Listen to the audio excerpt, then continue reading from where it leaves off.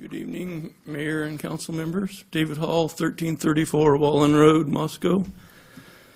I'm assuming you've read the written petition, and it's rather long, so I will skip over some high point or cover some high points.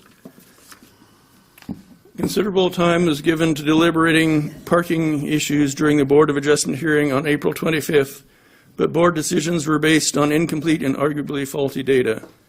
Safety and nuisance issues were brushed aside. Some cumulative impacts were considered, but the analysis was inadequate. Various instances of lacking or inaccurate information upon which to base a decision on this conditional use permit application were documented during the April 25th Board of Adjustment hearing. Due to this and other issues, the Moscow City Council should find that there is new material information which was not available at the time of the board's decision, and that it is in the public interest to develop such information, and therefore remand the conditional use permit application back to the Board of Adjustment for reconsideration.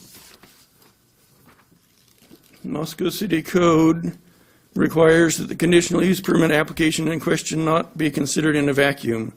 Thus, its effect on the applicant's current conditional use permit property should have been reviewed. One of the imposed conditions for the CUP, that earlier one, is that the maximum number of full-time equivalent students shall not exceed 200. According to Mr. Merkel's testimony, for the current conditional use permit application, students are to use both campuses. The conditional use permit application in question proposes to triple the current student population of the college. This shouldn't have been addressed in the current conditional use permit application. Relevant criterion standards criterion number 7. It's up there that the proposed use will not be in conflict with the comprehensive plan is not upheld by the granting of this conditional use permit. The proposed use for this application would not help to maintain a viable central business district. It would remove potential retail space from downtown. Moscow City Code directs that consideration be given to the impact of educational institutions upon the availability of retail and office space, especially at street level. The board noted that the subject building is not currently, nor is it known that it has ever been utilized for retail or office uses. That observation is irrelevant and should not be the basis for permitting. The code does not say that it applies only if the previous use was for retail or office purposes. It applies regardless.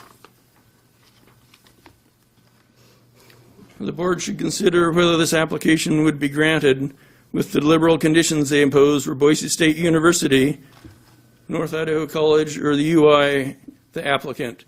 Would they then consider how many students can or should downtown accommodate at the expense of retail, entertainment, and office uses, the main purpose for the central business district?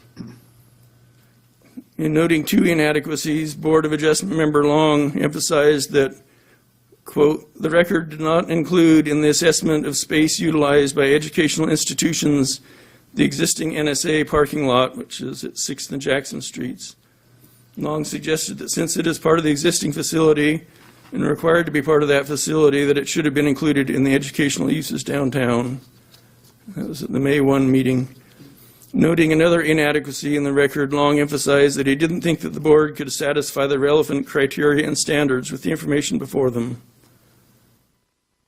The conditional use permit application should go back to the Board of Adjustment because they lack necessary information and had incorrect data on its effect on the comprehensive plan. For parking, Long asked whether data existed on current New St. Andrews parking impacts because this proposal would double the effect. Staff did not have that data. That was reported in the hearing. Board member Long stated that he had concerns with the criteria number 4, parking, and number 7, compliance with the comp plan, because creating more parking to satisfy criteria number 4 conflicts with criterion number 7, especially if other businesses, buildings, and lots are purchased to accomplish this goal. Board member Long argued that the board must assess what the applicant proposes in order to decide on the cumulative effect. In Dr. Seussian fashion, the applicant testified that they would not provide information on their proposal for parking. Mr. Long noted that, quote, we didn't do the traffic study at the time. I thought we should do it. We don't know how much space they're already taking, so we don't know what the parking needs should be. And then if we decide we know what the parking needs should be and try to remedy it, we don't know where it's going to be. So we don't know, in fact, we don't know if it's going to satisfy the needs in number 4. And if it's downtown, we don't know how it conflicts with number 7, end quote. Mr. Hall, you're running out of time, sir. Okay. Board member Joe Bazzoli not only noted that they don't know exactly how many parking stalls there will be, and therefore there will be an unknown effect. And board member Marshall Comstock noted that even if the board assumes 47 parking spots is sufficient, they don't know where they will be. Would they be downtown? And how would those parking spots affect the central business district? Some concerns on safety, but we'll have read those. David, I need you to add, to be fair to everybody, on all those appellant letters before you, I'm going to stop you. Okay. In closing, I request that, again, the new material was not available and that you remand back to the Board of Adjustment. Thank you. Thank you, Mr. Hall.